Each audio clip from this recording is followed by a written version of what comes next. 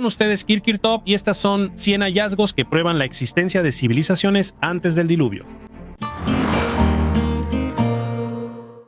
El glaciar del juicio final, el glaciar Thwaites, está ubicado en la Antártida Occidental. Por su superficie es comparable con el Reino Unido y contiene una enorme masa de hielo que está directamente relacionada con el nivel global del mar. Se le llama el glaciar del juicio final, debido al papel que desempeña en la estabilidad de toda la capa de hielo de la Antártida Occidental.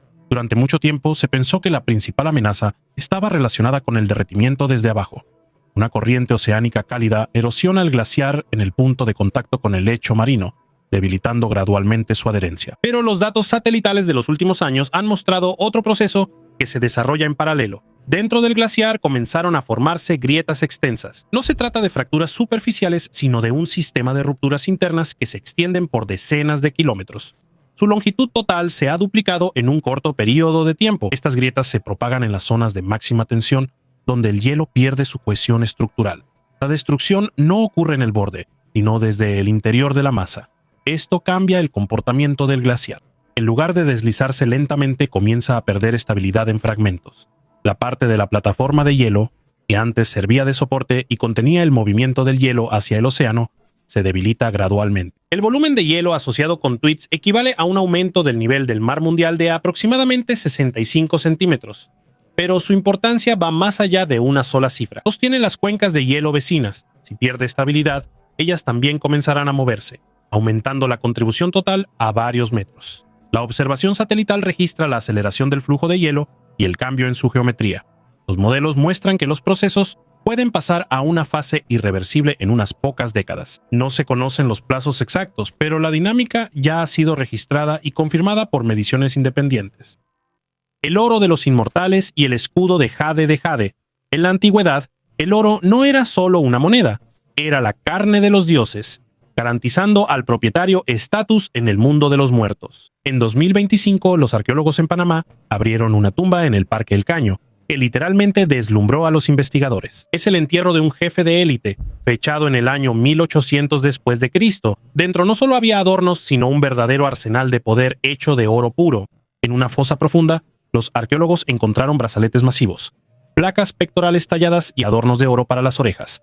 Pero lo que sorprendió a los científicos no fue el valor del metal, sino su diseño. En el oro están grabados murciélagos y cocodrilos, feroces guías hacia el más allá. El nivel de trabajo del metal demuestra que los artesanos de Panamá dominaban técnicas muy complejas cientos de años antes de la llegada de los europeos. No era una aldea aislada, sino un poderoso centro dinástico donde el oro se usaba como instrumento para demostrar poder. Pero mientras que en Panamá los gobernantes apostaban por el brillo del metal, en Guatemala los líderes mayas creían en la magia de la piedra eterna. En la tumba del fundador de una de las grandes dinastías, los arqueólogos encontraron la máscara de Tecapchaca.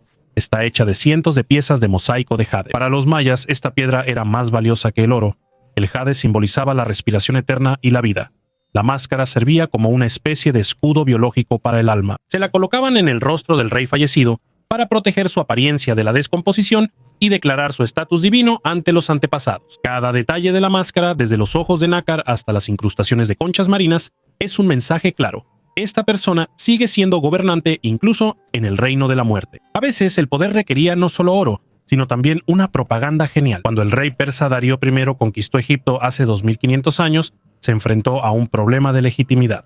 Los egipcios odiaban a los invasores. Entonces Darío hizo una jugada maestra en la política.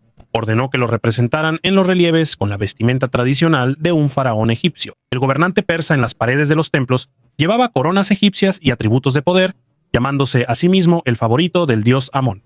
Darío entendía que los símbolos funcionan de manera más efectiva que las espadas. Al adoptar la apariencia de un faraón, se transformaba de ocupante a legítimo heredero de los dioses ante los ojos de la población local. Este fue un ejemplo de poder blando en la antigüedad, donde la imagen y el arte se utilizaban para gobernar vastos territorios. Estos hallazgos, los cocodrilos de oro de Panamá, el rostro de Jade Maya y el rey persa con la corona de faraón, nos muestran una verdad. Los antiguos visionarios no solo acumulaban riquezas, construían su imagen con los materiales más duraderos, creyendo que el oro, la piedra y el símbolo correcto podían engañar al tiempo y dejarlos al frente de la historia para siempre. Sarcófago de piedra. En Italia, los arqueólogos descubrieron un sarcófago intacto de 2500 años de antigüedad, que permaneció oculto bajo tierra junto al lago volcánico de Bolsena. Durante las excavaciones del antiguo asentamiento etrusco de Vicencio, a orillas del lago se encontraron varios sarcófagos, varias tumbas que datan del período entre los años 700 y 500 a.C. Para sorpresa de los científicos, ninguna de las sepulturas fue saqueada, lo cual es raro para un sitio tan antiguo. Un sarcófago de piedra simple, que conservó su contenido en estado original, despertó un interés especial. Con la ayuda de una excavadora, los arqueólogos levantaron la pesada tapa y encontraron dentro un esqueleto casi completamente conservado. Junto a los restos óseos se encontraba un pequeño recipiente de barro, que según los especialistas, podría simbolizar pertenencias personales u ofrendas al difunto. El hallazgo es único y brinda a los investigadores una rara oportunidad de estudiar los restos de un antiguo etrusco. Los científicos esperan que un análisis más detallado del esqueleto proporcione información valiosa sobre la vida y la cultura de este pueblo. El hombre de hierro tibetano. Mientras los físicos en Liufere intentaban dominar el sonido, los ideólogos del departamento más misterioso del Reich, el Ahnenerbe, no miraban en los laboratorios, sino en las profundidades de los siglos y en el abismo del cosmos. Gimler estaba obsesionado con la idea de que los orígenes de la raza aria estaban ocultos en el techo del mundo, en el Tíbet. En 1938, una expedición ultrasecreta dirigida por el Sturmbannführer de las SS, Ernst Schäfer, fue enviada allí, oficialmente para estudiar la flora y la fauna. Pero el verdadero objetivo estaba oculto en las instrucciones del antropólogo Bruno Beger: encontrar pruebas de la existencia de una raza superior y el artefacto de la legendaria Shambhala. Fue precisamente de esta expedición que se trajo a Berlín un objeto que hoy hace estremecer a los científicos. Es una pequeña estatua que pesa alrededor de 10 kilogramos de la deidad budista Vaisravana, a la que los miembros de las SS apodaron el hombre de hierro. En el abdomen de la deidad lucía una esvástica orientada hacia la izquierda, que para los budistas es un símbolo de buena suerte, pero para los nazis era una prueba irrefutable de un antiguo parentesco. La estatua desapareció inmediatamente después de la caída de Berlín y durante décadas se consideró un mito, hasta que en 2012 reapareció en una colección privada. El propietario permitió que se realizara un análisis y los resultados sorprendieron al mundo científico. Un grupo de investigadores de la Universidad de Stuttgart, encabezado por Elmar Buchner, determinó que la estatua no está tallada en piedra ni en hierro común, es ataxita, un tipo rarísimo de hierro meteórico con un contenido anormalmente alto de níquel y cobalto. El análisis químico mostró que el material de la estatua es un fragmento del meteorito Chingue, que cayó en la frontera de Siberia y Mongolia hace unos 15.000 años. Los nazis, sin saberlo o tal vez entendiéndolo perfectamente, llevaron a Alemania un artefacto literalmente hecho de hierro estelar. Para Himmler, que creía en la doctrina del hielo mundial, según la cual la vida en la Tierra fue traída desde el espacio en forma de bloques de hielo, con incrustaciones de metales, este hallazgo se convirtió en el Santo Grial. ¿Pero para qué necesitaba las SS este ídolo meteórico? Según los interrogatorios a los empleados de Ahnenerbe, ellos creían que los metales llegados del espacio poseían una energía específica capaz de potenciar las habilidades extrasensoriales y servir como llave para comunicarse con ciertas entidades superiores. La estatua del hombre de hierro no era solo un souvenir. La estudiaban en laboratorios secretos como un acumulador de energía, a donde desaparecieron los demás artefactos de esa expedición. En los archivos de Schäfer se mencionan textos extraños en huesos que supuestamente contenían instrucciones para controlar las fuerzas de la naturaleza. Hoy en día, el hombre de hierro es reconocido como la única imagen de una persona en el mundo tallada en un meteorito. ¿Pero fue realmente la única llave celestial que los nazis sacaron del Tíbet justo antes de la guerra? Los artefactos del espacio solo eran una parte del plan para lograr la dominación mundial. Si los meteoritos otorgaban poder místico, los ingenieros alemanes planeaban usar el propio Sol como una herramienta de destrucción absoluta. En 1943, en las profundidades de los centros de cohetes, nació un proyecto que hoy llamaríamos la estrella de la muerte del Tercer Reich. La guerra por el pescado. En 1152, en el mercado de la ciudad española de Zamora, un comerciante de pescado le vendió la última trucha a un simple zapatero. En ese momento apareció el sirviente de un noble caballero llamado Gómez Álvarez y exigió el pescado para su señor. El comerciante se negó, porque el comprador ya había pagado y el pescado era suyo. El sirviente se fue con las manos vacías y le informó a su amo. El caballero Gómez Álvarez lo tomó como una ofensa personal. Llegó al mercado con hombres armados y arrestó tanto al comerciante como al zapatero y a todos los que los defendieron. Los ciudadanos empezaron a reunirse alrededor. La nobleza se reunió para un consejo en la iglesia de Santa María y se encerró adentro discutiendo cómo castigar a los instigadores. Mientras ellos deliberaban, afuera los ciudadanos apilaron leña en las puertas y le prendieron fuego. La iglesia se quemó junto con todos los que estaban dentro. Los que incendiaron la iglesia sabían que no se saldrían con la suya tan fácilmente y huyeron a la vecina Portugal. Desde allí escribieron cartas al rey e incluso al propio papa. Contaron todo cómo fue, se quejaron de la nobleza y amenazaron con quedarse en Portugal para siempre si no los perdonaban. El joven rey Fernando lo pensó y decidió que no necesitaba fugitivos problemáticos en territorio ajeno. Los perdonaron, pero con una condición: construir una nueva iglesia en el lugar de la que fue incendiada, hermosa y a su propio costo. Construyeron la iglesia. Sigue en pie en Zamora hasta hoy. Junto a ella hay una calle, nombrada en honor a ese mismo escándalo. Por culpa de un solo pez, se quemó una iglesia, murieron personas y casi estalló un conflicto político entre dos reinos. Objeto de cobre. Es un artefacto misterioso hecho de una sola pieza de aleación de cobre y su propósito desconcierta a investigadores y coleccionistas. El objeto está fundido de manera bastante tosca, con defectos visibles, y tiene una cabeza en forma de prisma rectangular que se estrecha por todos los lados hasta un borde afilado. El mango, suavemente redondeado en el extremo, no muestra señales de impacto. Esto indica que no se utilizaba para golpear en el sentido habitual. Es interesante que en las caras de la cabeza antes había líneas paralelas de rayones que con el tiempo se han desgastado. Esto puede indicar un uso repetido del artefacto, posiblemente en procesos de corte, pulido o raspado. La datación estimada del artefacto varía entre 5 y 10.000 años, sin embargo, su origen exacto sigue siendo incierto. Algunos investigadores plantean la hipótesis de que este objeto pudo haber sido utilizado con fines rituales o como parte de un dispositivo tecnológico desconocido. Los partidarios de la historia alternativa creen que tales artefactos podrían haber sido parte de herramientas antiguas altamente desarrolladas, creadas utilizando tecnologías que superaban las capacidades de los antiguos metalúrgicos. Un gran descubrimiento en Egipto.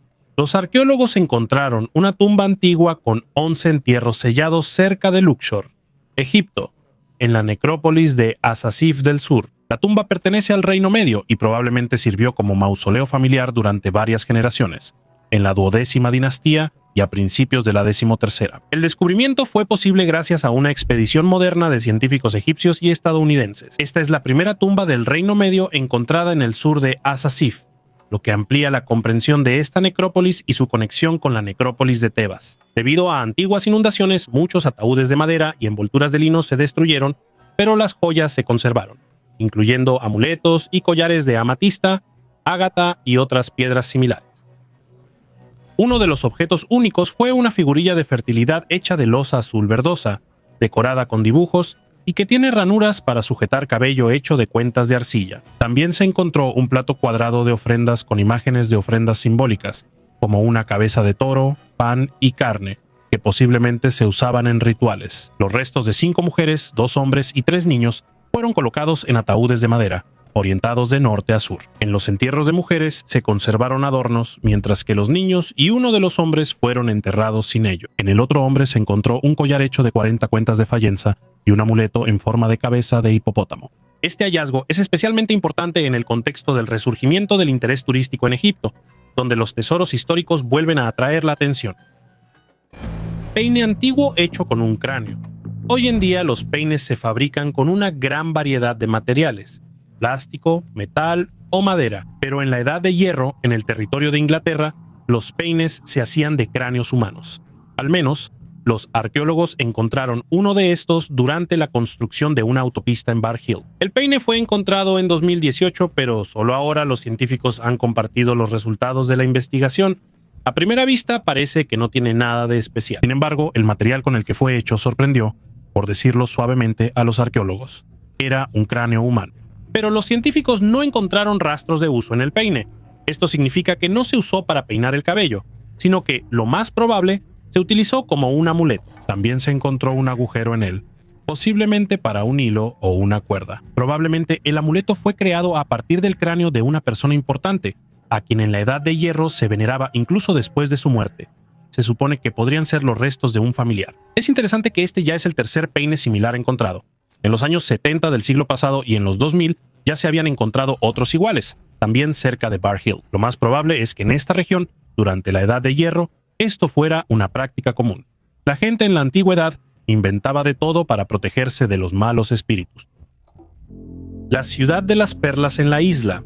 En el territorio de los Emiratos Árabes Unidos, los arqueólogos hicieron un descubrimiento sensacional. En el Golfo Pérsico, en la isla Sinie, los investigadores encontraron una antigua ciudad de perlas, En el período preislámico, en el siglo VI, aquí vivían miles de personas. La principal ocupación de los habitantes de esta ciudad era recolectar conchas de ostras perleras.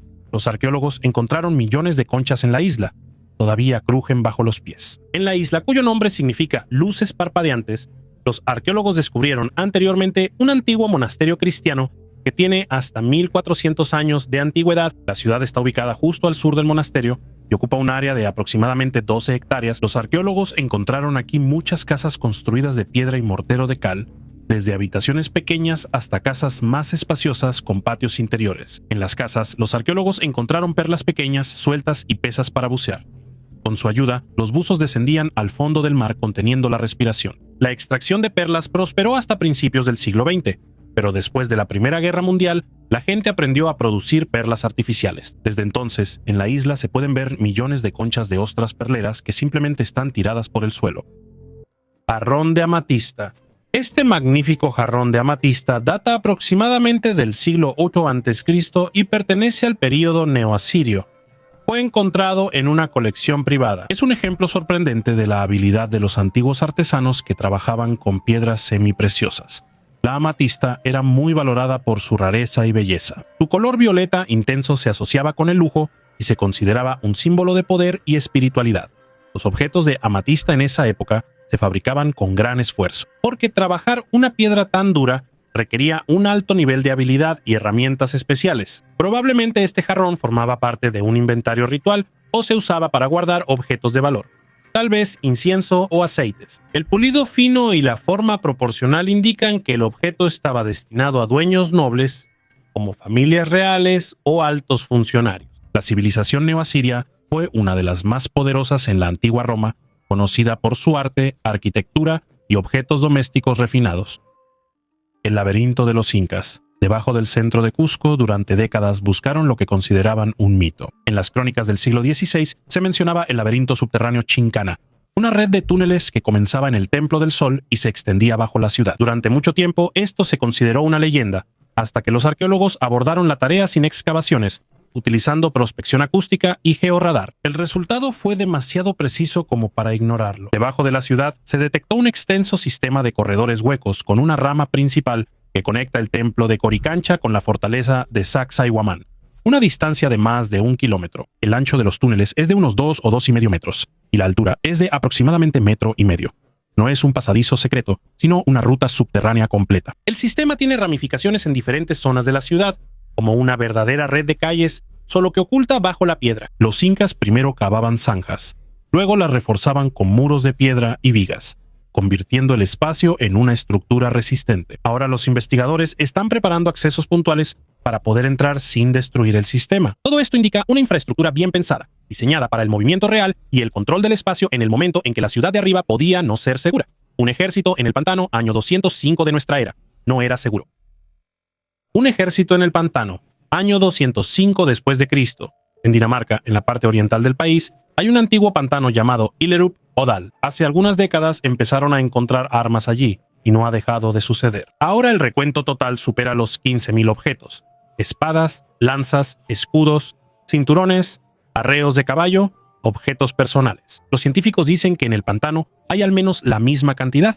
Todo esto fue destruido intencionalmente, doblado, roto, arrojado al agua como ofrenda a los dioses de parte de quienes salieron victoriosos. Y es precisamente por eso que todo se ha conservado perfectamente durante casi 2000 años. Alrededor del año 205 de nuestra era, aproximadamente 1000 guerreros cruzaron Dinamarca en más de 50 barcos, iban hacia el sur para unirse al ejército romano, que en ese entonces pagaba a los guerreros extranjeros con monedas de plata por proteger las fronteras del norte del imperio. Todas las espadas y monedas encontradas con los caídos resultaron ser romanas, es decir, ya existía una conexión con Roma antes de que emprendieran el viaje. Alguien les pagó un adelanto de antemano. Y Dinamarca está pues a unos 600 plus 50 kilómetros de la frontera romana más cercana, lo que equivale a un mes de viaje a pie. Miles de personas necesitan más de 1 tonelada de comida al día, y no había dónde comprarla, así que la tomaban de los lugareños en el camino. Las tribus locales de Jutlandia les hicieron la guerra y derrotaron completamente al ejército. Los vencedores se llevaron todo lo valioso, doblaron intencionalmente cada espada y cada lanza para que no se pudieran usar de nuevo, y lo arrojaron todo al pantano. Entre los hallazgos hay objetos que indican a Noruega como el lugar de donde vino el ejército. peines hechos de cuernos de alce y ciervo, pedernales especiales para encender fuego, características precisamente de esa región. El análisis de los huesos de los caballos indica otra región. Los científicos aún discuten sobre esto, pero lo importante es otra cosa. En varias hojas de espada hay inscripciones grabadas con runas. Son de las más antiguas que conocemos. Son los nombres personales de los dueños.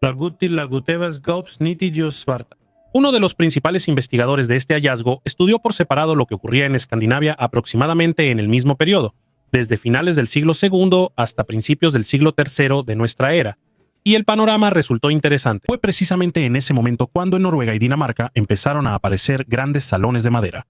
Eran largos, con techos altos, y en su construcción se parecían mucho a las basílicas romanas. En ese mismo periodo, la producción de hierro aumentó drásticamente. Se establecieron rutas comerciales hacia el sur, y en las tumbas de la nobleza empezaron a aparecer plata romana, armas romanas y vajilla romana. Los investigadores creen que todo esto fue traído por aquellos que regresaron a casa después de servir en el ejército romano. Ellos vieron cómo estaba organizada el imperio, cómo se construían los edificios, cómo se organizaba el comercio y reprodujeron eso en su tierra. El ejército que se hundió en el pantano de Jutlandia formaba parte de ese flujo. Simplemente no llegó a Roma. ¿Y de qué país eres? Escríbelo en los comentarios. Es interesante saber desde dónde nos ven. Petroglifos prehistóricos en un lugar único. En los Alpes italianos, en la montaña Pizzo Tresero, se descubrieron sorprendentes petroglifos prehistóricos, reconocidos como los que están situados a mayor altitud en Europa. Estos dibujos rupestres fueron encontrados en el verano de 2007 y el 12 de 2017 por el turista Tommaso Malinverno, quien notó extrañas figuras talladas en la roca al pie del glaciar Tresero en el Parque Nacional Stelvio. Los arqueólogos dataron los petroglifos en la Edad de Bronce Media, es decir, tienen alrededor de 3.600 a 3.200 años. La singularidad de estos hallazgos radica no solo en su antigüedad, sino también en su ubicación a más de 3.000 metros sobre el nivel del mar. Esto indica que las personas en ese entonces ya ocupaban territorios de gran altitud. Los dibujos incluyen figuras humanas con las manos levantadas hacia el cielo, espiral, imágenes de animales y patrones geométricos cuyo significado aún no está claro. En noviembre de 2024, en la región de Lombardía, donde se encuentra el Parque Stelvio, se hizo otro descubrimiento importante. Un ecosistema fosilizado de 280 millones de años fue encontrado en el Parque Orobie Valtellinesi. Esto confirma que la región es una verdadera ventana al pasado, que une el patrimonio paleontológico y arqueológico. América fue descubierta 7.000 años antes. Los autores de un nuevo estudio de la Universidad de Bournemouth en el Reino Unido presentaron pruebas que indican que los primeros humanos poblaron América del Norte no hace 14.000, sino al menos hace 23.000 años. Esta fecha se determinó a partir del análisis de huellas humanas antiguas y plantas fosilizadas. Hasta hace poco se creía que la llegada del ser humano al continente ocurrió a través de un corredor formado por el deshielo hace 14.000 años. Los científicos afirman que a principios del siglo XXI surgieron hipótesis sobre una colonización más temprana del continente, pero el análisis por radiocarbono de las semillas encontradas junto a las huellas humanas fue criticado. Se afirmaba que las semillas pudieron haber absorbido agua salada antigua, lo que distorsionaría los resultados de la datación. Para refutar esta teoría, los investigadores utilizaron citometría de flujo, un método que normalmente se usa para analizar células humanas. Este método permitió a los científicos aislar y estudiar partículas individuales de vegetación. El segundo método, la luminiscencia estimulada ópticamente, también confirmó la antigüedad de los rastros, basándose en la datación de los granos de plantas antiguas. De esta manera, los nuevos métodos de análisis confirmaron las conclusiones anteriores de los científicos, indicando que la historia de los primeros habitantes de América del Norte necesita ser revisada.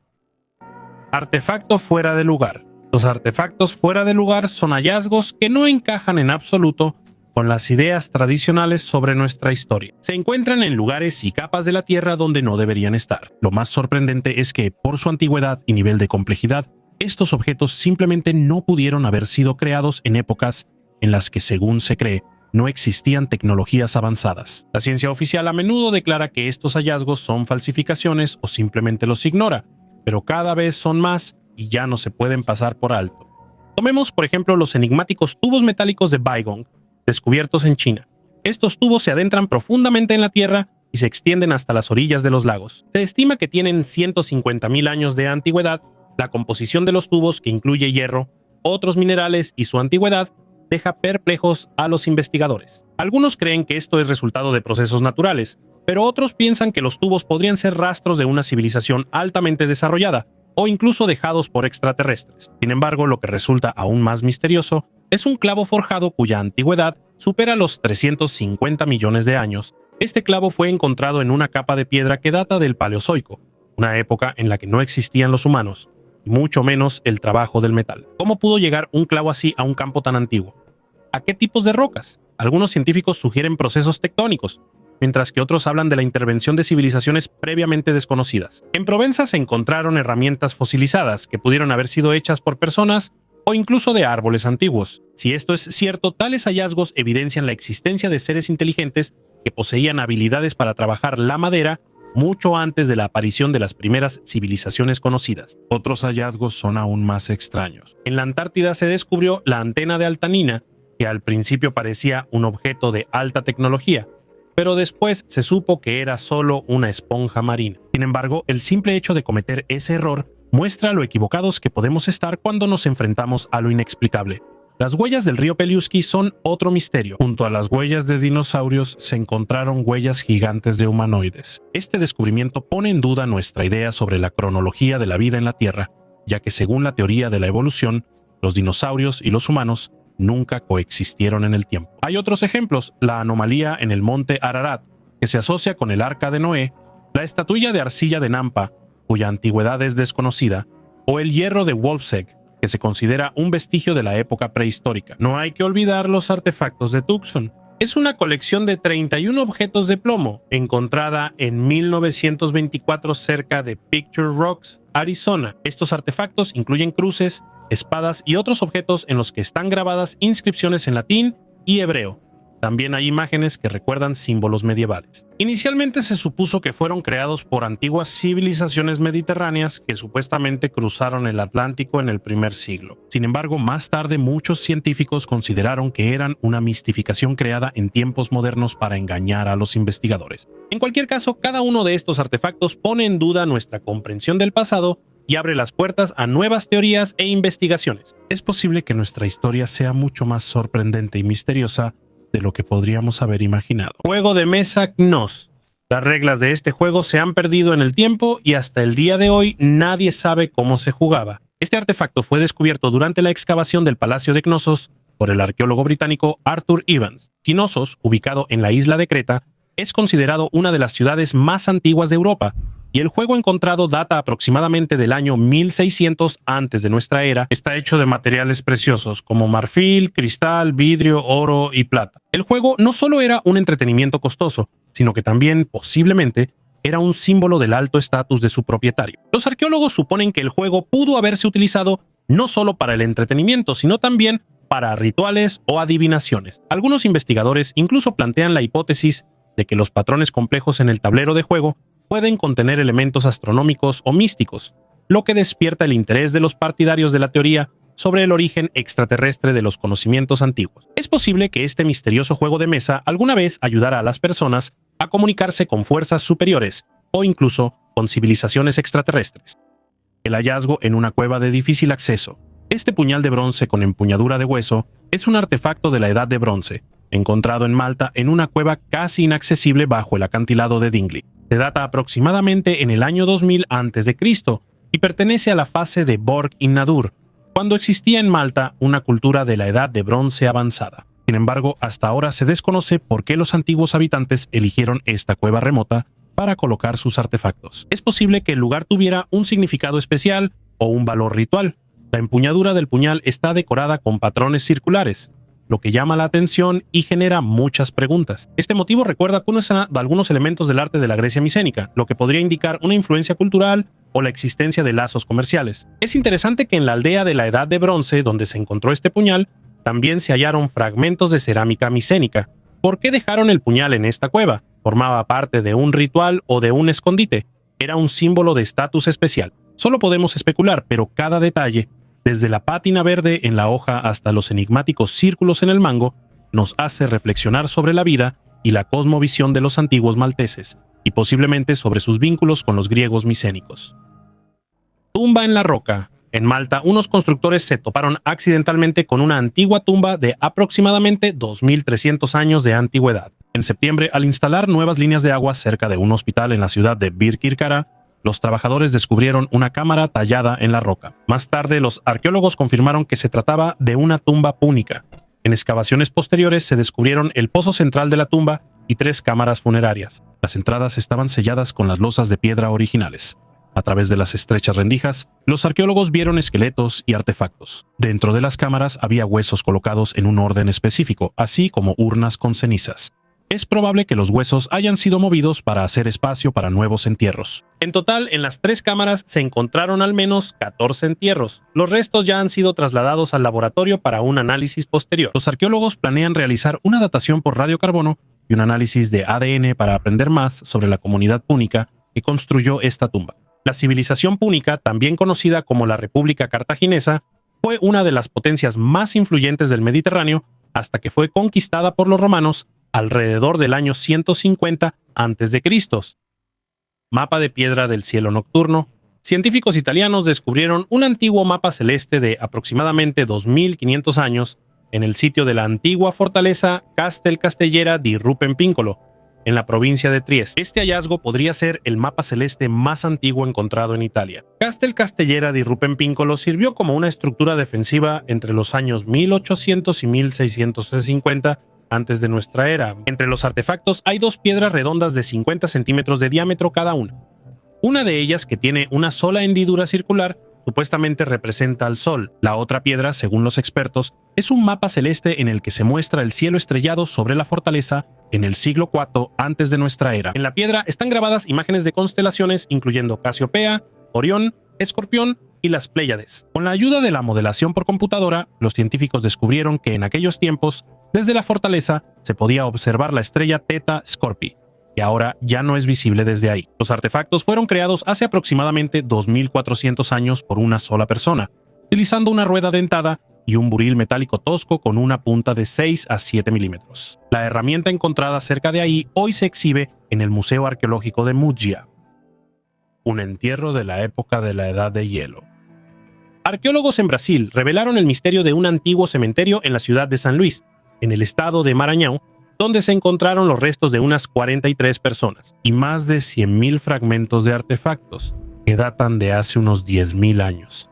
El entierro abarca 4 períodos históricos diferentes. Los restos humanos, en su mayoría hombres adultos de baja estatura, fueron excavados a diferentes profundidades, desde 60 centímetros hasta 2 metros. Las marcas en los huesos indican trabajo físico pesado y un estilo de vida activo. Wellington Lager, el jefe de las excavaciones, supone que los esqueletos encontrados pertenecen a una comunidad desconocida de cazadores-recolectores, antiguos habitantes de las costas, que dependían de los recursos marinos y construían túmulos de conchas. La región de San Luis, conocida como la Gran Isla entre los pueblos originarios, muestra rastros de actividad humana prehistórica, como lo confirma el hallazgo de una mandíbula fosilizada de 6.000 años de antigüedad, realizado en la década de 1970. El colgante con mamut es un misterio resuelto siglos después. En 1889, el arqueólogo estadounidense Hilborn Cresson mostró al mundo un artefacto inusual, un antiguo colgante tallado en corteza de roble y decorado con un grabado de mamut. Este adorno era especial, ya que los mamuts desaparecieron de América del Norte hace más de 10.000 años, pero desde el principio hubo dudas sobre su autenticidad. Cresson afirmó que encontró el colgante cerca del río Delaware hace 25 años, pero no pudo explicar por qué guardó silencio sobre este hallazgo durante tanto tiempo. Decía que no entendía el valor del colgante, lo cual parecía extraño para un arqueólogo. Además, Cresson era conocido por sus acciones no del todo correctas. Perdió su trabajo por robar artefactos y venderlos a coleccionistas. Al final, el colgante fue reconocido como una falsificación, pero no se encontraron pruebas de esto, así que fue olvidado durante muchos años. Sin embargo, en la década de 1970, el interés por el colgante resurgió e incluso adornó la portada de la revista Science en mayo de 1976. La gente volvió a creer en su autenticidad e incluso sugirieron que el colgante podría tener hasta 40.000 años. La verdadera historia sobre el artefacto se estableció solo en 1988, cuando un análisis de radiocarbono mostró que la antigüedad del colgante era de solo 1.100 años, lo que determinó su creación aproximadamente en el año 885 de nuestra era. De esta manera, el misterio del colgante con el mamut fue resuelto siglos después, y este caso se convirtió en un recordatorio de la importancia del enfoque científico y el análisis minucioso en la arqueología. Por otro lado, Aunque este colgante no tenga 10.000 años, aún así puede considerarse un artefacto antiguo. La tiara de Saint-Oferna, el engaño al Louvre. Более 100 лет назад. El Louvre, que alberga una de las colecciones de artefactos más grandes, cometió un grave error. La historia comenzó el día de las bromas de abril, el 1 de abril de 1896, cuando el Louvre anunció la adquisición de un artefacto sorprendente, la tiara de Saint-Oferna, una corona de oro del rey escita del siglo III a.C. A pesar de contar con un gran equipo de expertos que reconocieron la tiara como auténtica, el Museo Británico y el Museo de la Corte Imperial en Viena se negaron a comprarla. El Louvre pagó 200.000 francos por la tiara, sin sospechar que era una falsificación. Pronto los expertos empezaron a dudar de la autenticidad de la tiara. Entre ellos estaba el profesor alemán Adolf Furtwängler. El Louvre defendía su compra y acusaba a los críticos de hostilidad hacia los franceses. Durante 6 años, el museo se negó obstinadamente a reconocer su error. Sin embargo, la noticia del escándalo llegó a Odessa, donde vivía Israel Rujamovsky, el maestro que creó esta falsificación. Él declaró que le encargaron fabricar la tiara como un regalo para un amigo arqueólogo, y no podía imaginar que su trabajo sería presentado como un artefacto auténtico. Al final, el Louvre reconoció su error. Esta historia recuerda la importancia de una pericia minuciosa, incluso para museos tan respetados como el Louvre, para no ser objeto de dudas ni perder su reputación. Y ahora solo imaginen cuántos objetos falsos del mundo antiguo se guardan hoy en día en todos los museos del mundo. ¿Y cuántos maestros de Odessa han creado coronas antiguas, espadas, monedas y joyas de oro? Una familia de guerreros del siglo IX. En Hungría, los arqueólogos descubrieron 3 tumbas de guerreros que datan de entre los años 920 y 930. A primera vista, tumbas comunes de la época de la Alta Edad Media. Pero el análisis reveló un detalle que cambia drásticamente el panorama. Los 3 eran parientes por línea paterna, probablemente un padre y 2 hijos. El ajuar funerario indica un alto estatus: una espada, un arco con carcaj, arreos decorados, elementos de ropa de plata y oro, decenas de monedas. Uno de los jóvenes murió a los 17 o 18 años, el otro aún más joven. El mayor falleció a los 30 años aproximadamente. Los 3 se alimentaban principalmente de carne, lo que confirma su pertenencia a la élite militar. Las monedas encontradas en las tumbas provienen del norte de Italia y pertenecen al reinado del rey Berengario. Esto coincide con el periodo de las campañas militares húngaras hacia el oeste. Probablemente fue ahí donde la familia obtuvo su botín. El entierro refleja una línea militar estable, relacionada con el origen, las campañas y el poder. Las armas, las joyas y la composición del inventario indican pertenencia a la élite y participación en campañas posteriores. La coincidencia de fechas, el parentesco por línea paterna y la naturaleza de los entierros registran a una familia integrada en la estructura militar del estado temprano. Silbato de la muerte azteca. En excavaciones arqueológicas en México a finales de los años 90 del siglo pasado, se encontraron partes de silbatos aztecas hechos en forma de calaveras. Según los científicos, estos silbatos sonaban en rituales dedicados al dios Quetzalcóatl. La tecnología moderna, como la impresora 3D, permitió a los especialistas recrear este objeto único, y su sonido, según los expertos, recuerda a un aullido espeluznante que combina el ruido del viento y el lamento de muchas almas. Existen varias hipótesis sobre el propósito de este instrumento. Una de las teorías dice que el silbato ayudaba a las almas de los difuntos a pasar al mundo de los muertos. La segunda sugiere su uso como protección contra los espíritus malignos en la tumba. Finalmente, la tercera opción lo ve como una herramienta psicológica en el campo de batalla, destinada a debilitar la moral del enemigo. Cabe señalar que la forma del silbato reproduce la estructura anatómica de la laringe. Un dato interesante: el sonido aterrador se percibe aún más espeluznante cuando no se ve de dónde viene. 100 artefactos de la Edad de Hierro. Los arqueólogos en Dinamarca hicieron un descubrimiento increíble: más de 100 tipos de armas, incluyendo lanzas, espadas, cuchillos y una cota de malla rara. Todo esto fue descubierto bajo la casa de un jefe de la Edad de Hierro.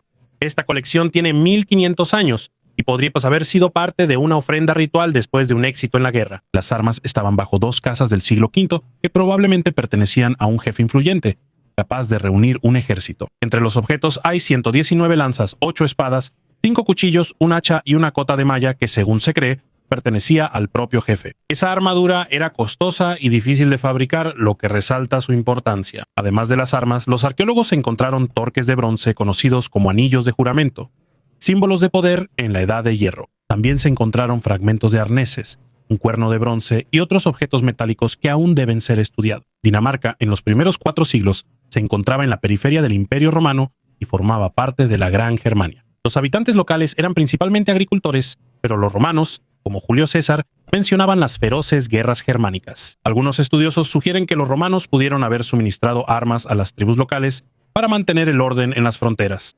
Buda en el Nirvana. Bajo tierra, en el sitio de las ruinas del monasterio y templo budista del siglo VII, Vajina Tepa, los arqueólogos encontraron fragmentos de frescos, estupas y relieves con imágenes de Buda, bodhisattvas y otras deidades. Desafortunadamente, muchos de ellos fueron desfigurados y parcialmente destruidos ya en la antigüedad. Uno de los hallazgos más famosos fue la estatua de Buda en el Nirvana de 13 metros. Fue hecha de bloques de barro apisonado, arcilla prensada que se usaba en la antigüedad para crear esculturas de gran tamaño. La estatua fue encontrada en estado ruinoso, por lo que la ensamblaron literalmente pedazo por pedazo. Después de las excavaciones, la dividieron en 72 partes y la trasladaron al Museo de Antigüedades de Tayikistán para su restauración. Hoy en día, el original de Buda en Nirvana se puede ver allí, y su copia está expuesta en el Museo Nacional de Tayikistán. Estos descubrimientos no solo abren páginas importantes de la historia del budismo en Asia Central, sino que también subrayan la importancia de Ayina Tepe como un centro de cultura espiritual de la antigua región. Un anillo de bodas medieval. Continuaré la historia sobre el nuevo hallazgo desde el Reino Unido, en el campo de Dorset.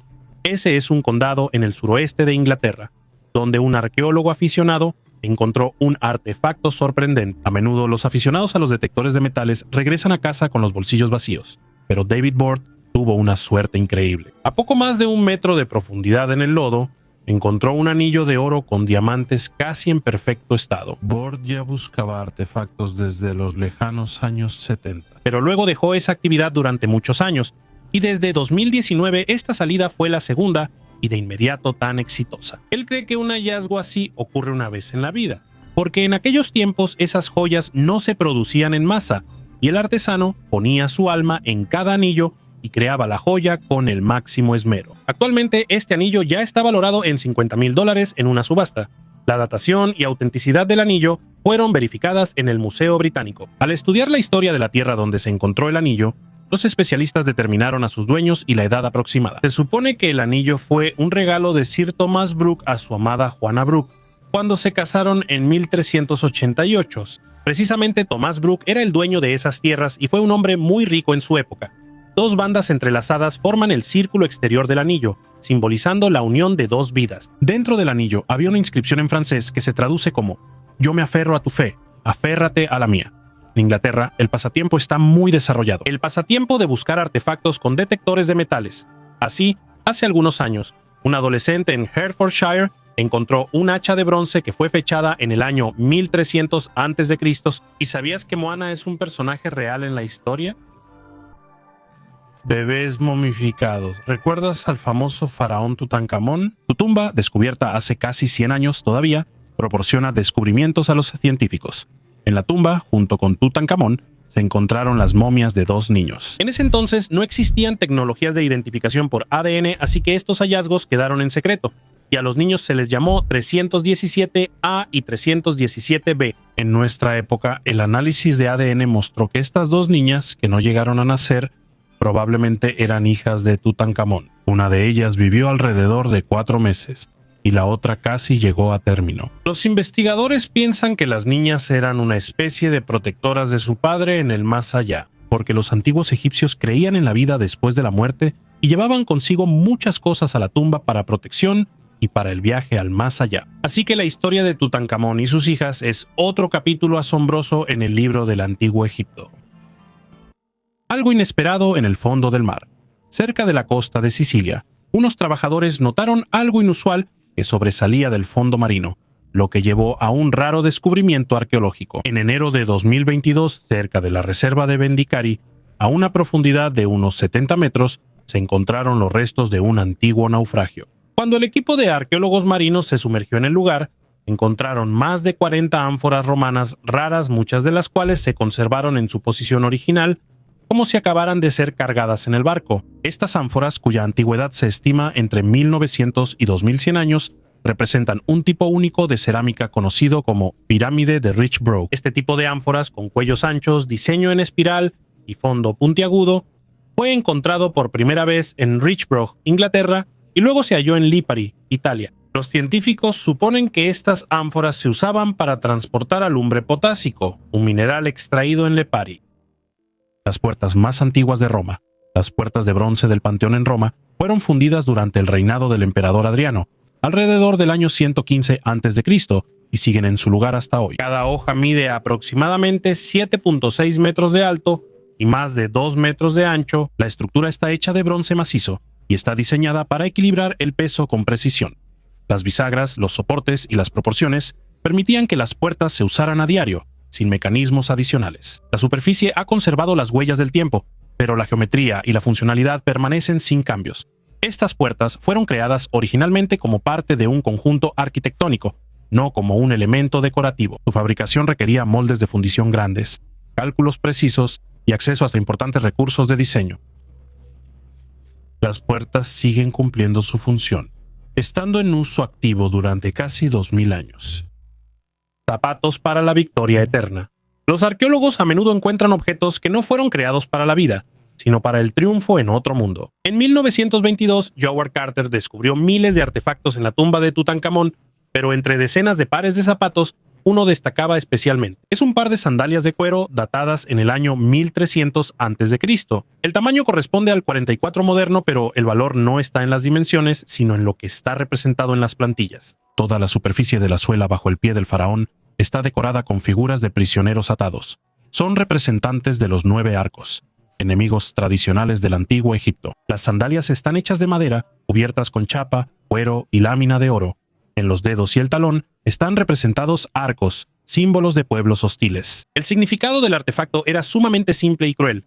Cada paso de Tutankamón en el más allá debía literalmente pisotear a sus enemigos en la tierra. Incluso en la momia del faraón se encontraron cubiertas de oro en los dedos y sandalias de oro puro. Era un mundo donde el poder del gobernante se confirmaba no solo por los ejércitos, sino también por la superioridad simbólica que debía durar para siempre.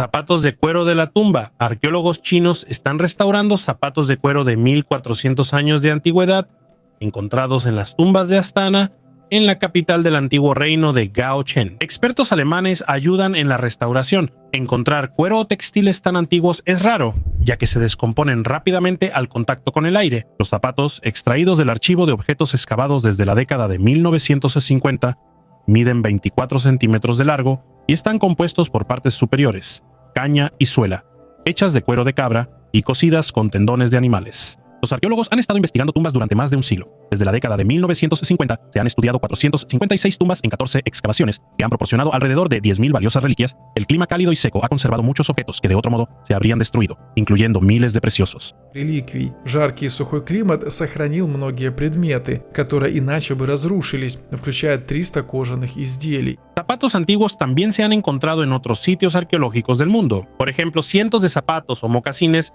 fueron encontrados en una cueva en Utah, habitada hace unos 850 años. En la orilla del Gran Lago Salado se encontraron 207 mocasines hechos de pieles de animales, en su mayoría de niños. Las suelas de los zapatos estaban hechas de una sola pieza de cuero de bisonte, forradas con pelo y cosidas en el talón. Esto es característico del estilo subártico canadiense. La presencia de tal cantidad de zapatos infantiles indica una población en crecimiento a pesar de la salida de personas de la región debido a la sequía. Estos zapatos fueron hechos por la cultura Promontory. En mayo de 2014 se descubrió en China el par de pantalones más antiguo del mundo. Arqueólogos encontraron en el oeste de China los restos de 2 nómadas y unos pantalones de 3000 años de antigüedad con patrones, lo que confirma la teoría de que el cambio de túnicas a pantalones fue una solución práctica para los jinetes. No se puede decir con certeza cuándo la gente empezó a hacer ropa debido a la rápida descomposición de los tejidos, pero las estimaciones varían entre 100.000 y 500.000 años atrás. La primera ropa estaba hecha de pieles, pelaje, pasto, hojas, huesos y conchas. Las fibras teñidas más antiguas se encontraron en una cueva en Georgia. Tienen 36.000 años de antigüedad.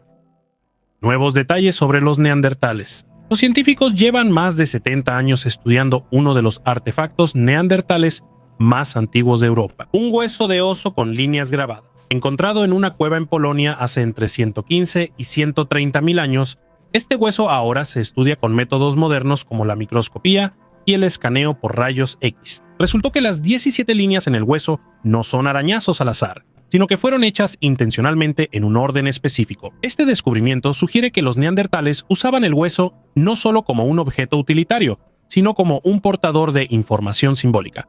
Esto podría ser evidencia de su avanzado desarrollo cognitivo. El hallazgo del hueso con grabados intencionales permite suponer que los neandertales pudieron haber tenido formas de comunicación simbólica mucho antes de lo que se pensaba. Este artefacto se convierte en un elemento clave para comprender la antigua historia de la humanidad. No solo amplía el conocimiento sobre el contexto histórico de los neandertales, sino que también confirma su capacidad para un pensamiento de alto nivel. Las esmeraldas malditas. Estas esmeraldas, que llaman malditas, se convirtieron en uno de los hallazgos más trágicos e interesantes en la historia de la búsqueda de tesoros. Fueron descubiertas por Jay Miscovich, un hombre que dedicó su vida a la búsqueda de antiguos tesoros. En 2010, frente a las costas de Florida, logró encontrar un depósito de esmeraldas valuado en varios millones de dólares. A primera vista parecía una suerte capaz de cambiarle la vida para bien. Sin embargo, el hallazgo pronto atrajo la atención no solo de los medios, sino también de agencias federales, incluyendo al FBI. Comenzaron los juicios e investigaciones, cuyo objetivo era averiguar el origen de las piedras preciosas. Las complejas batallas legales y la presión pública convirtieron la vida de Miscovich en una pesadilla. Las constantes acusaciones y la presión de las autoridades hicieron su existencia insoportable y finalmente se suicidó. Esta tragedia se convirtió en la base de la leyenda sobre las esmeraldas malditas, que no trajeron a su dueño riqueza y éxito, sino dolor y sufrimiento. Hoy en día, esta historia sirve como un recordatorio sombrío de que detrás de los grandes descubrimientos a veces pueden esconderse consecuencias aterradoras. El artefacto de madera más antiguo.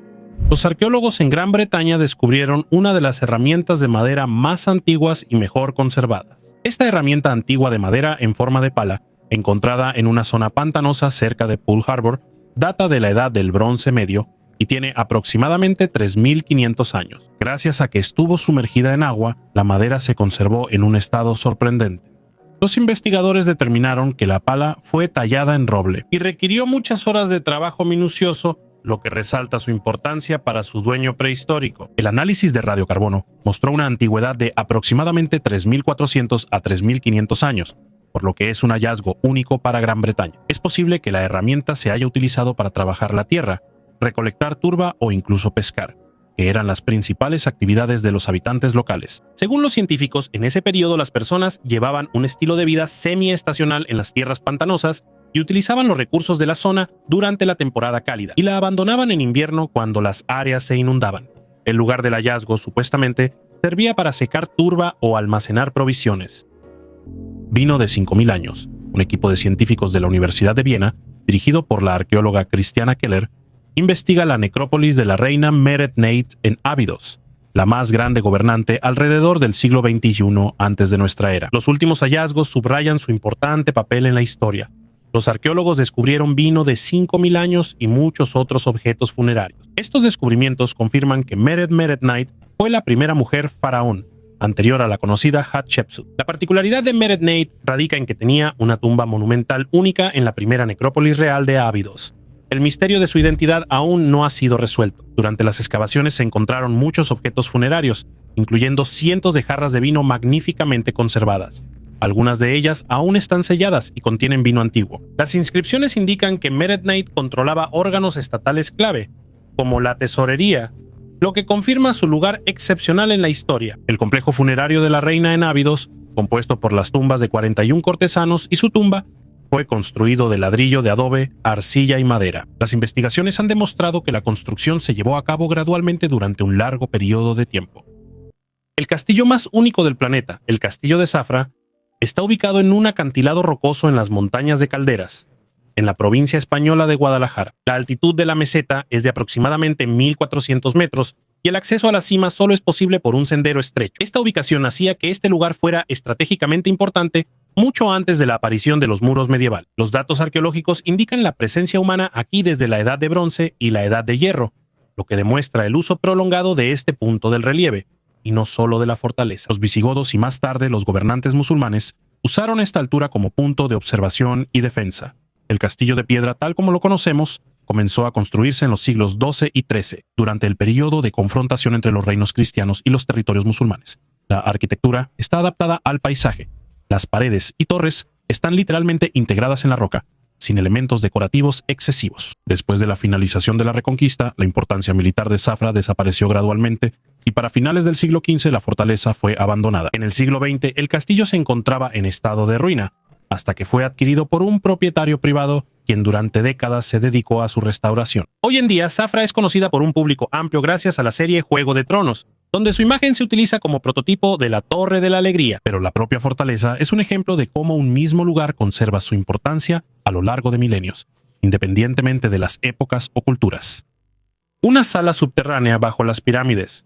Científicos de Japón y Egipto realizaron una investigación en la gigantesca necrópolis de Giza. Su atención se centró en una zona del cementerio occidental. Aquí enterraban a miembros de la familia gobernante y altos funcionarios. Los entierros estaban en tumbas de techo plano, dispuestas en fila. Entre ellos hay un espacio libre que antes no se había estudiado. Científicos japoneses y egipcios la investigaron usando georradar y tomografía electromagnética, lo que permitió mirar en profundidad sin realizar excavaciones. El escaneo mostró que a una profundidad de medio metro a 2 metros hay una estructura en forma de L de aproximadamente 10 por 10 metros. El autor del estudio considera que no es una formación natural, sino artificial, debido a su forma y ubicación regulares. Los investigadores suponen que esta construcción podría ser parte de una estructura más profunda. A una profundidad de 5 a 10 metros, los instrumentos también detectaron una anomalía que indica la heterogeneidad de la roca. Esto podría ser otra tumba o una cámara con artefactos. La serpiente más grande del mundo. Si sufres de ofidiofobia, miedo a las serpientes, es mejor que adelantes este fragmento del video. Y para todos los demás, bienvenidos al mundo de los descubrimientos paleontológicos de la India. Pues bien, un equipo de científicos del Instituto Tecnológico de Roorkee en la India hizo un descubrimiento sorprendente. Los investigadores encontraron por casualidad los fósiles de un antiguo reptil gigante. Imagínate una serpiente de 15 metros de largo y 1 tonelada de peso que vivió en el territorio de la actual India hace 47 millones de años. Esta especie recibió el nombre de Vasuki indicus en honor al rey serpiente mitológico de la mitología hindú, asociado con el dios Shiva. Esta serpiente resultó ser incluso más grande que la titanoboa colombiana, que antes se consideraba la serpiente más grande del mundo. Los restos de la titanoboa fueron descubiertos en Colombia en 2009 y vivió hace aproximadamente 60 millones de años. A pesar de su tamaño impresionante, Vasuki indicus no era venenosa. Mataba a sus presas estrujándolas, al igual que las anacondas y pitones modernas. Vasuki indicus era un depredador de emboscada lento que habitaba en zonas pantanosas cerca de la costa durante un periodo en el que las temperaturas globales eran significativamente más altas que las actuales. Los fósiles fueron encontrados en un territorio que hoy es seco y polvoriento, pero la presencia de un gran depredador acuático indica que alguna vez hubo pantanos aquí, con máscaras de colores y lenguas doradas. En el distrito histórico de Al-Baghnasa, en Egipto, un grupo de arqueólogos españoles bajo la dirección de la doctora Maite Mascoro y la doctora Esther Pons Melado de la Universidad de Barcelona hizo un descubrimiento significativo. Los científicos descubrieron antiguas tumbas talladas en la roca, así como una serie de valiosos artefactos, lo que permitió estudiar más a fondo la historia de esta región. El equipo de arqueólogos encontró tumbas que datan de las épocas de los Ptolomeos y del Imperio Romano, descubriendo una forma única de enterramiento. Uno de los hallazgos más sorprendentes es una estatua de terracota de Isis Afrodita, adornada con coronas de hojas, lo que representa un aporte importante para el estudio del arte de esa época. Durante las excavaciones también se encontraron momias de la época romana, adornadas con máscaras funerarias doradas y de colores. Una característica interesante fue el hallazgo de lenguas de oro en la boca de algunas momias, lo que evidencia antiguas costumbres funerarias destinadas a mantener la capacidad de hablar del difunto en la vida después de la muerte. Adelia Kazak, jefe de la Administración Central de Antigüedades y del Alto Egipto Medio, destacó la importancia del hallazgo de un edificio destruido con dibujos únicos que representan plantas, vides y animales. Estas imágenes brindan una valiosa comprensión de la cultura y la vida en Al-Baghnasa en la antigüedad. Calavirazas Cherep falso hallazgo. A lo largo de la historia se han acumulado muchos engaños relacionados con cráneos antiguos, y cada cráneo tiene su propia leyenda. Josiah Whitney era un geólogo estadounidense muy conocido, enseñaba en la Universidad de Harvard y encabezaba el Servicio Geológico de California. Sin embargo, su fracaso fue verse involucrado en el escándalo del cráneo de Calaveras. El cráneo fue descubierto por mineros a una profundidad de 40 metros bajo una capa de lava. La arqueóloga Whitney lo presentó en julio de 1866 como el resto humano más antiguo jamás encontrado, con una antigüedad de aproximadamente 1 millón de años. Poco después surgieron dudas sobre la autenticidad del cráneo, pero la arqueóloga tenía muchos seguidores. Casi 3 décadas después, William Henry Holmes del Instituto Smithsoniano examinó el cráneo de calavera y descubrió sus características modernas, lo que indicaba que era una falsificación. Investigaciones posteriores demostraron que el cráneo fue colocado allí por los mineros, quienes querían hacerle una broma a Whitney. El tiempo. La prueba definitiva se confirmó en 1992, cuando los estudios de radiocarbono determinaron que el cráneo tenía solo 1000 años de antigüedad. Esta historia es un recordatorio de la necesidad de pensar críticamente y de saber colaborar con expertos en diferentes campos del conocimiento. Los arqueólogos y científicos siempre quieren atribuirse todos los logros por sí mismos. Por eso, al descubrir un nuevo artefacto, no se apresuran a contárselo a sus colegas, sino que corren a decirle al mundo entero que el hallazgo es auténtico. La mano de la gloria. Los antiguos magos y chamanes sorprenden y asombran por su ingenio. Especialmente inspiran sus conocimientos sobre la psicología humana. Porque además de que lograban crear ciertos objetos mágicos, también conseguían que la gente creyera en su poder milagroso. Uno de esos ejemplos es la mano de la gloria. Las primeras menciones de este objeto aterrador datan de los años 1600, pero solo las que están registradas oficialmente. Para crear este objeto mágico era necesario tener la mano de un criminal asesino que hubiera sido ahorcado. Lo más interesante es que incluso tengo la receta para fabricar esta cosa espeluznante. Pueden anotarla, por si acaso algún día la necesitan. La mano debe ser cortada del cuerpo de un criminal ahorcado, marinada en sal y orina de hombre, mujer, perro, caballo y yegua. Luego hay que ahumarla con hierbas y heno durante 1 mes, colgarla en un roble durante 3 noches seguidas y después colgarla en la puerta de una iglesia por 1 noche. Y si durante ese tiempo ningún miedo te ahuyenta, el objeto será tuyo. Según otra receta, la mano debía, por así decirlo, marinarse en distintos ingredientes. 2 de ellos son ponia y simad. Por suerte, hasta ahora no sabemos la traducción de esas palabras. ¿Y cuál es el propósito de esta mano? Pues aquí todo es sencillo. Al realizar un cierto ritual usando esta mano, se puede abrir absolutamente cualquier puerta en el planeta. Es una especie de ganzúa mágica. Lo curioso es que en la historia incluso se conservan descripciones de supuestos casos reales del uso de tales artefactos. En el libro 1000 curiosidades de 1873, mitos curiosos de la Edad Media, hay una historia sobre una sirvienta. Durante una fuerte tormenta, un mendigo apareció en la puerta de una posada en el condado inglés de Northumberland. No había habitaciones disponibles, pero le permitieron pasar la noche junto a la chimenea, al lado de la sirvienta. La mujer se despertó en la noche y vio cómo el huésped sacó de los pliegues de su capa una mano humana seca, encendió unas velas colocadas entre los dedos y murmuró en voz baja algún tipo de hechizo. Después de eso, caminó tranquilamente por el salón, metiendo en una bolsa objetos más o menos valiosos: vajilla, candelabros y otras cosas. La sirvienta corrió a despertar al dueño y a los demás sirvientes, pero ellos dormían profundamente. Entonces, agarró una jarra de leche y la vertió sobre la mano. Las velas se apagaron y la parálisis del sueño desapareció de los habitantes de la casa. Ahora, esas manos forman parte de la exposición de varios museos, y cada una tiene su propia historia siniestra. El siguiente hallazgo ya tenía un valor real en la Edad Media. Un barco hundido de 700 años de antigüedad. El fondo del lago más grande de Noruega, Mjøsa, entre las décadas de 1940 y 1970, fue un vertedero de excedentes de municiones. Aquí se traía una gran cantidad de armas después de la Segunda Guerra Mundial. Sin embargo, en la época de los vikingos, este lugar era una ruta comercial muy transitada. Por eso, los arqueólogos tenían como objetivo no solo sacar todas las municiones del fondo, sino también encontrar objetos más antiguos. Los científicos crearon un mapa del fondo del lago, que ayudó a los arqueólogos a descubrir los restos de un barco vikingo de 700 años de antigüedad. Tras analizar los datos hidroacústicos, los arqueólogos determinaron que el barco está hecho de madera y tiene una longitud de 10 metros, está ubicado a una profundidad de poco más de 400 metros. Aunque la imagen no es clara, incluso eso ayuda a determinar que el barco fue construido después del año 1300. Antes de esa época, la forma de los barcos era muy diferente. Hasta el año 1300, la proa y la popa eran prácticamente idénticas en su forma, y en nuestro caso la popa tiene una forma distintiva.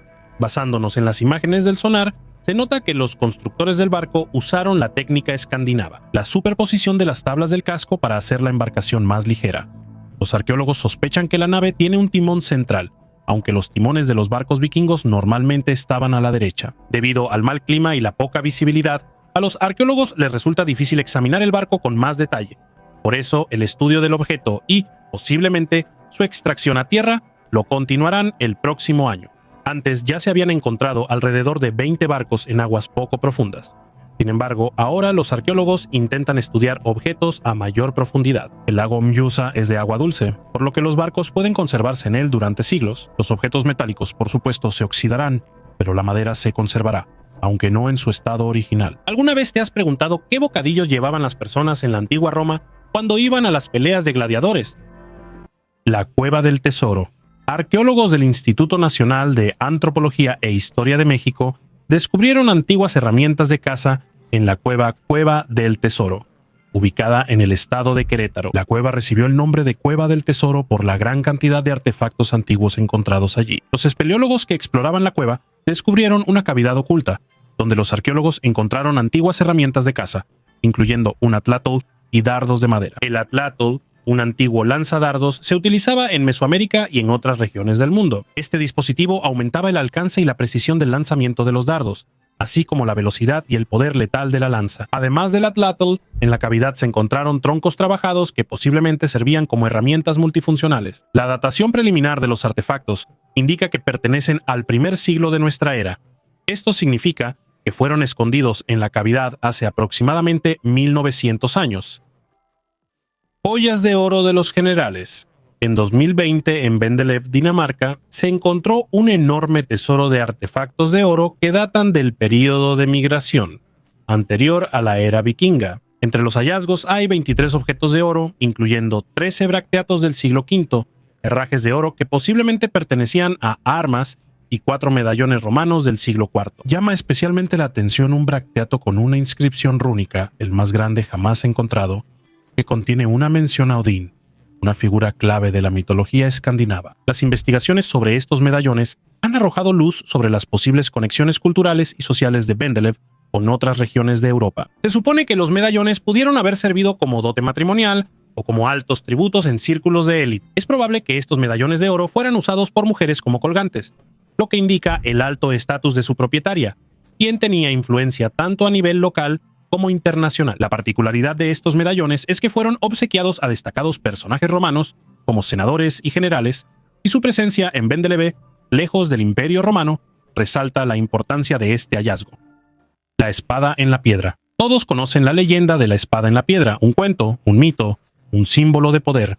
Pero en Italia hay un lugar donde este mito existe físicamente. En la capilla toscana de Monte Siepi, desde hace 80 años, una verdadera espada de hierro sobresale de la piedra. No es una copia ni una decoración, sino una auténtica hoja del siglo XII. Se le relaciona con un caballero que, de repente, renunció a la violencia y clavó la espada en la roca como símbolo de su rechazo a la vida anterior. Durante mucho tiempo se pensó que era una falsificación para los peregrinos, hasta que el análisis del metal demostró que la hoja es realmente medieval. Y bajo la roca, el radar detectó una cavidad, tal vez una tumba. Pero lo más extraño es otra cosa. La historia del rey Arturo y la espada en la piedra aparece después de esta leyenda italiana. Y ahora cada vez se escucha más la pregunta, ¿y si no fue el mito el que dio origen al artefacto, sino el artefacto el que dio origen al mito? Baño de hielo del siglo XVIII. Debajo de los salones de reuniones de la ciudad inglesa de Bath, los arqueólogos encontraron un baño de hielo único del siglo XVIII. Este raro hallazgo podría ser único en su tipo y se convierte en un objeto clave para la investigación científica. Los baños de hielo, gracias a sus propiedades terapéuticas, se han utilizado durante muchos siglos.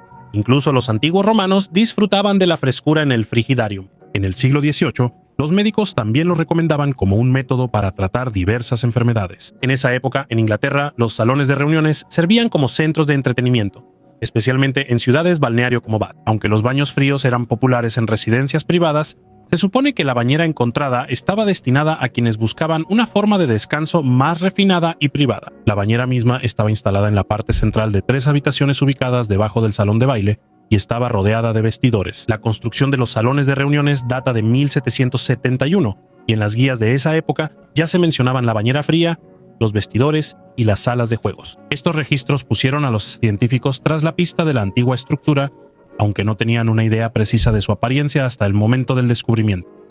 La colección icónica Missa in Agenda Defunctorum de 1733 es un raro artefacto de principios del siglo XVIII creado para la celebración de misas fúnebres. Esta colección única, utilizada por los sacerdotes para leer oraciones en el altar, destaca no solo por su contenido, sino también por el simbolismo oscuro de su diseño. La encuadernación del libro está adornada con la imagen de una calavera y huesos cruzados, lo que resalta su propósito en rituales relacionados con la muerte y la conmemoración. La colección incluye cantos y textos de la liturgia latina que se utilizaban para el descanso de las almas de los difuntos. La simbología de la calavera en la portada refleja la concepción de la época sobre la fugacidad de la vida y sirve como recordatorio de la inevitabilidad de la muerte, motivos característicos de la era barroca. Estos libros eran obras de arte que simbolizaban el misticismo y la grandeza de los rituales católicos. Se sabe que encuadernaciones con este tipo de simbolismo a menudo se fabricaban especialmente para templos o familias nobles que deseaban resaltar su vínculo con la tradición religiosa. Es probable que esta colección se utilizara en un monasterio o capilla, sirviendo como recordatorio de la necesidad de orar por el descanso de las almas. Calendario antiguo.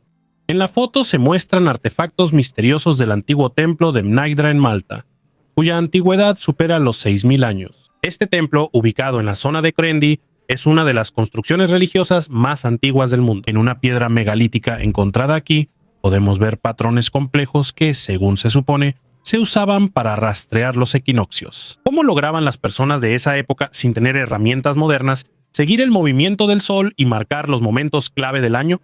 Esta pregunta sigue siendo un misterio para los arqueólogos e historiadores. El templo de Mnajdra está bajo la protección de la UNESCO y es uno de los pocos sitios arqueológicos en Malta que cuentan con una carpa especial para su protección. Al principio, esto puede parecer innecesario, ya que la carpa blanca rompe la integridad visual del lugar. Sin embargo, al observar más de cerca, queda claro que esta protección es necesaria. Sin ella, los grabados detallados se habrían ido deteriorando poco a poco por el viento y la lluvia.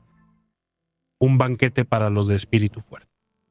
Si el acueducto romano resultó no ser tan peligroso como se pensaba, entonces el menú de las civilizaciones antiguas puede causar verdadero horror a una persona moderna. La dieta del pasado estaba determinada por la disponibilidad de recursos y la demostración de estatus. Uno de los principales manjares de la élite romana eran los lirones, roedores del tamaño de una rata. Los engordaban especialmente y luego los horneaban o freían con especias. Los historiadores señalan que para los romanos ricos esto era un platillo de alta cocina, mientras que para los pobres egipcios, los mismos roedores, después de las inundaciones del Nilo, se convertían en la única fuente de proteína. El garum, la salsa de pescado favorita de Roma, parece menos extraño. Se preparaba con las vísceras de anchoas y caballas que fermentaban durante meses en tinas abiertas bajo los rayos del sol. El olor era tan fuerte que las fábricas de garum se ubicaban fuera de la ciudad, y en los banquetes del emperador se servían partes aún más exóticas: lenguas de pavo real, cerebros de flamenco y cabezas de loro. Se creía que cuanto más difícil era conseguir el ave, mayor era el estatus de quien la comía. La tradición de comer criaturas extrañas sobrevivió hasta la Edad Media. En Inglaterra, el símbolo del lujo era el pastel de lamprea, un parásito parecido a una serpiente con una boca de ventosa. La nobleza adoraba tanto este manjar que, según la leyenda, el rey Enrique I murió precisamente por comer en exceso sus pasteles favoritos. La historia de la comida demuestra que lo que hoy consideramos repugnante alguna vez fue un símbolo de poder, salud y estatus social. Los valores culinarios cambian, pero la memoria de los banquetes de roedores y parásitos quedó para siempre en los archivos culinarios de la historia. La edad de piedra podría resultar ser de madera.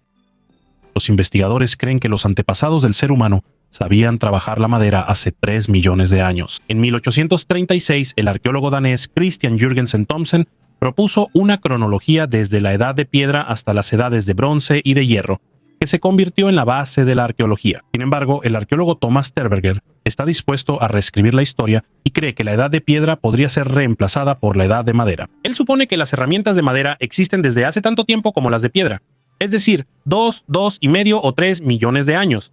Simplemente la madera se descompone más rápido. Las herramientas de piedra primitivas son características del Paleolítico inferior, pero la madera solo se ha encontrado en 10.000 yacimientos arqueológicos de esa época. Terberger dirigió la investigación de objetos de madera encontrados en la turba de una mina de carbón cerca de Schöningen, en Alemania, desde 1994 hasta 2008. Entre los artefactos había lanzas y palos arrojadizos, datados del final del cálido interglacial de hace 300.000 años. 300 000 лет назад. Estos hallazgos cambiaron la percepción sobre los antepasados humanos, a quienes antes se consideraba simples carroñeros. Las personas que vivieron antes de Homo sapiens creaban herramientas y armas de caza, operaban para cazar y sabían cómo despiezar la presa. La microscopía 3D y los escáneres micro-CT detectaron rastros de desgaste en 187 piezas de madera. Hasta ahora se creía que solo los humanos modernos trabajaban la madera. Entre los hallazgos había palos, utensilios de cocina y herramientas domésticas de madera. Se extrajeron pinos y alerces. La madera fue talada en una montaña a 2 o 3 kilómetros del lugar del hallazgo. El análisis mostró que las personas de la edad de piedra trabajaban la madera cuidadosamente, siguiendo un cierto orden: quitar la corteza, eliminar las ramas, afilar las puntas y endurecerlas al fuego. Las herramientas de madera resultaron ser más complejas que las de piedra. El asentamiento humano más antiguo en China. Los arqueólogos determinaron que los antiguos pobladores habitaban el territorio del actual distrito de Ngare, en el Tíbet, en la región autónoma de Kazán, hace más de 50.000 años. Las investigaciones en este lugar continuaron durante unos 6 años. En julio de 2018, los arqueólogos descubrieron restos de un asentamiento de la época del Paleolítico en una montaña al sur del condado de Jete, en el distrito de Ngare, en la orilla izquierda del río Sichuan. Ubicados a una altitud de 4.700 metros sobre el nivel del mar, estos asentamientos son algunos de los más altos conocidos por los científicos. El investigador principal del Instituto de Paleontología de Vertebrados de la Academia de Ciencias de China, Zhang Xiaoling, contó que el complejo arqueológico Melong Tagbug consta de 3 cuevas, la más grande de las cuales supera los 1.000 metros cuadrados. En 2 de estas cuevas se encontraron más de 10.000 artefactos de las épocas de piedra y bronce, incluyendo objetos de piedra, hueso, cerámica y bronce, así como restos de plantas. En una de las cuevas se descubrieron pinturas rupestres hechas con ocre,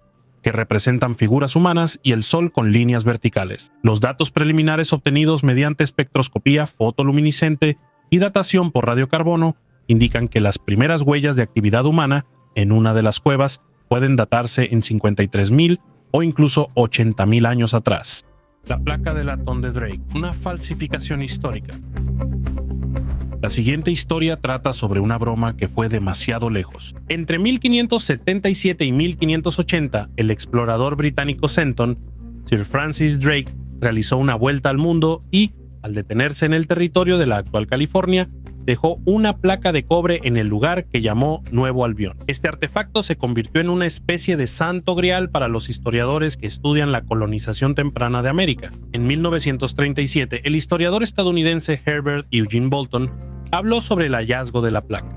Luego, la Sociedad Histórica de California adquirió el artefacto por $3.500 y lo donó a la Biblioteca Bancroft en Berkeley. En ese momento, algunos científicos expresaron dudas sobre la autenticidad de la placa. Sin embargo, Bolton y sus colegas insistieron firmemente en su veracidad. Unas décadas después, a finales de los años 70, nuevas investigaciones confirmaron que la placa era una falsificación. Más tarde se descubrió que la placa de latón fue una broma que se salió de control, realizada por miembros de la hermandad histórica Eclampus Vitus, incluyendo a Ezra Dane, el supuesto creador de la falsificación. La falsificación fue creada con el propósito de bromear con Bolton, quien también era miembro de la hermandad. En lugar de revelar la verdad, los conspiradores decidieron continuar con la broma, temiendo dañar su reputación y sus carreras. Esta historia no solo demostró la minuciosidad de las investigaciones modernas en la búsqueda de la verdad, sino que también mostró lo complejo y delicado que puede ser el proceso de identificación y evaluación de la autenticidad de artefactos históricos. Sin embargo, a diferencia de otros hallazgos fraudulentos que tuvieron un impacto mucho más destructivo en la comunidad científica y en la percepción del mundo, la placa de latón de Drake se convirtió en una lección importante para las futuras generaciones de investigadores. La siguiente historia será sobre una momia misteriosa. Un tesoro de la antigua Roma en los Alpes suizos. Algunos vienen a Suiza simplemente a descansar y pasar un buen rato en las montañas, pero hay quienes tienen aún más suerte. Entre los picos de Ammertenhorn y Wildstrubel, un viajero se topó accidentalmente con una moneda que sobresalía de la tierra. Como ciudadano respetuoso de la ley, de inmediato acudió con los arqueólogos. Durante las excavaciones, los investigadores encontraron aquí muchos otros artefactos. Hasta el momento, el equipo ha encontrado 100 monedas, 27 pequeños cristales de cuarzo, 59 clavos para zapatos, un broche y un fragmento de una tablilla votiva. Y todos estos artefactos corresponden a la época romana. Los romanos vivían en todo el territorio de la actual Suiza.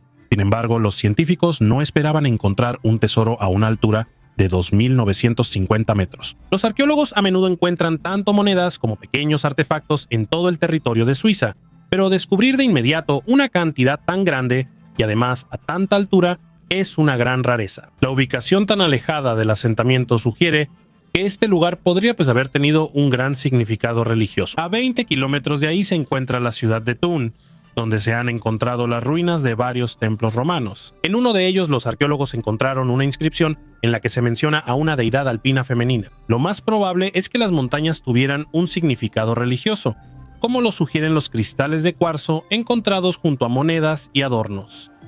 ¿Senderos para los muertos?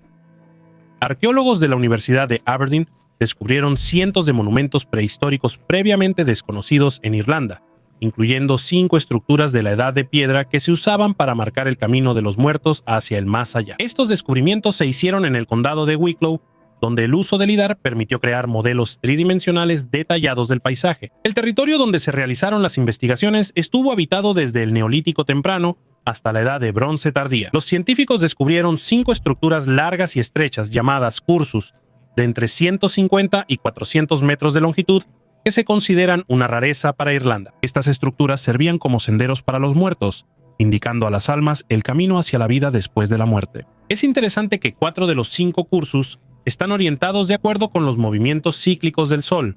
2 de ellos apuntan al amanecer en el día del solsticio de verano y los otros 2 en el día del equinoccio de otoño. 3 cursus se encuentran cerca de complejos funerarios, lo que refuerza aún más la teoría sobre su papel en las procesiones funerarias y el camino de las almas hacia los antepasados. Estos monumentos prehistóricos siguen siendo algunos de los más enigmáticos en Irlanda y el Reino Unido, ya que no se han encontrado artefactos cerca de ellos que puedan dar más pistas sobre sus funciones. Tesoros de Ghana. 2 de los principales museos británicos llegaron a un acuerdo con el gobierno de Ghana para devolver y restituir artefactos de oro robados en el siglo XIX. En mayo del año pasado, Asante Asante N, el rey de Ghana, se reunió en Londres con los directores del Museo Británico y del Museo Victoria y Alberto. Se decidió entregar a Ghana durante 3 años 32 piezas de oro que los ingleses se llevaron hace 150 años. En 1874, los ingleses saquearon el Palacio Real en Ghana. En 1896 hubo otra operación militar que llevó a nuevos saqueos. En una declaración conjunta, los museos reconocieron que los objetos retirados tienen un valor cultural e histórico para el pueblo asante y están relacionados con la historia colonial británica. Entre los objetos devueltos se encuentra una pipa de la paz de oro, adquirida en una subasta por 85 libras esterlinas, así como anillos, fundas, discos, almas, cuchillos y collares. Los ingleses temen que este acuerdo pueda sentar un precedente para la devolución de otros objetos que fueron tomados durante las guerras coloniales. Me alegra mucho que por fin los valiosos objetos de los museos empiecen poco a poco a regresar a su tierra natal. Un artefacto más valioso que el oro. En 2023, en Carlisle, al norte de Inglaterra, en el sitio de unos antiguos baños romanos, se descubrió un artefacto único hecho de una sustancia especial que era más valiosa que el oro para los antiguos romanos. Este objeto, encontrado por voluntarios y arqueólogos, es una muestra sólida de púrpura de Tiro. Para obtener este antiguo tinte, era necesario procesar alrededor de 12.000 moluscos que habitaban en 12.000 metros cuadrados, обитающих в Средиземноморском регионе. El púrpura de Tiro, más conocido por su producción en la ciudad de Tiro en Líbano, era valorado por su brillo y durabilidad, y se utilizaba para teñir ropa y pintar paredes. El proceso de fabricación era complicado y laborioso, lo que hacía que este pigmento fuera extremadamente caro y accesible solo para las clases altas de la sociedad del Imperio Romano. La muestra encontrada en Carlisle se utilizaba para crear frescos o teñir telas. Este es el único ejemplo conocido de una muestra sólida de púrpura de Tiro en el norte de Inglaterra y posiblemente en todo el territorio del Imperio Romano. Este descubrimiento no solo resalta la complejidad y riqueza de la cultura de la antigua Roma, sino que también contribuye al estudio continuo de las interacciones entre civilizaciones antiguas y la difusión de sus logros culturales y materiales más allá de las fronteras tradicionales. Las cabezas de bronce de Ife fueron creadas entre los siglos XII y XV en el territorio de la actual Nigeria. Estas esculturas fueron hechas mediante el método de fundición a la cera perdida y se distinguen por su alta precisión en la representación de las proporciones faciales. En la superficie se pueden ver líneas finas, cicatrices repetidas, adornos y elementos de tocados. Los orificios en la parte superior de la cabeza indican la colocación de coronas u otros atributos de poder. La mayoría de los investigadores relacionan estas cabezas con los gobernantes o con imágenes rituales de la élite. Para su fabricación se requería control de temperatura, aleaciones de calidad y moldes complejos. Los hallazgos demuestran una metalurgia avanzada y una tradición artística establecida que existía en Ife mucho antes de los contactos con Europa. Estas cabezas no eran retratos en el sentido moderno, pero reflejaban el estatus y el papel sagrado de la persona. La clave de los archivos de la humanidad. Estamos acostumbrados a pensar que la historia comenzó con la aparición de la escritura en Mesopotamia hace unos 5.000 años, pero nuevos hallazgos demuestran que la humanidad intentó transmitir información mucho antes. Investigadores de Alemania analizaron cientos de artefactos de la cultura auriñaciense y descubrieron un sistema de símbolos de 40.000 años de antigüedad. No son solo dibujos de animales, sino secuencias fotografiadas de puntos, cruces y signos en forma de vie, tallados en huesos de mamut y flautas. Los algoritmos informáticos demostraron que estos signos no son aleatorios. La densidad de información de estos patrones es 15 veces mayor que la de la decoración común. Este sistema se mantuvo estable durante 10.000 años. El conocimiento se transmitía de generación en generación mucho antes de que las personas construyeran las primeras ciudades. En esencia, fue la primera red social de la historia que permitió a las personas intercambiar información durante la era glacial. Y aunque esta tradición desapareció, sentó las bases para todo lo que llamamos civilización. La importancia de los lazos entre los pueblos antiguos también se evidencia en un hallazgo del sureste de Polonia. En el año 2011, durante la construcción de una autopista cerca de Yaroslav, los arqueólogos encontraron un pequeño objeto de arcilla llamado pintadera. Es un sello de 2.500 años de antigüedad que se utilizaba para imprimir patrones en tela o cuero. Lo más extraño es que estos objetos son característicos de la gran llanura húngara y no del territorio de Polonia. La pintadera de Nenavica tiene forma de pirámide con un mango roto y está decorada con un patrón geométrico en la base. Los científicos descubrieron que se utilizaba en la técnica de teñido por reserva. Se aplicaba cera o resina sobre la tela usando un sello y luego se sumergía en tinte. Esto es una prueba directa de que la Edad de Hierro no fue una época de tribus aisladas. El sureste de Polonia formaba parte de una gigantesca red comercial, a través de la cual no solo se movían mercancías, sino también tecnologías de diseño a lo largo de miles de kilómetros. Pero ¿cómo sabemos las fechas exactas de todos estos eventos? La respuesta se encontró el 27 de febrero de 1940 en el laboratorio de la Universidad de California. Los químicos Martin Kamen y Samuel Rubén realizaron un experimento en el ciclotrón, uno de los primeros aceleradores de partículas. Bombardearon grafito con núcleos de deuterio y descubrieron el esquivoisótopo carbono 14.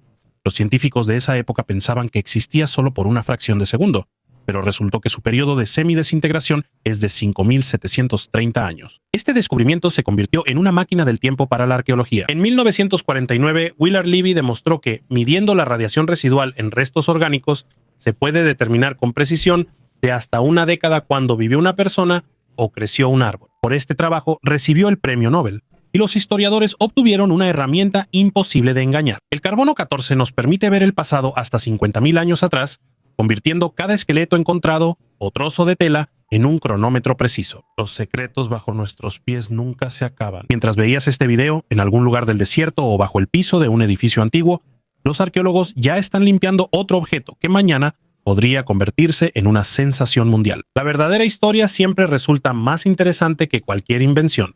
Escribe cuál hallazgo te pareció el más loco y nos vemos en el próximo episodio. Gracias por vernos, hasta luego a todos.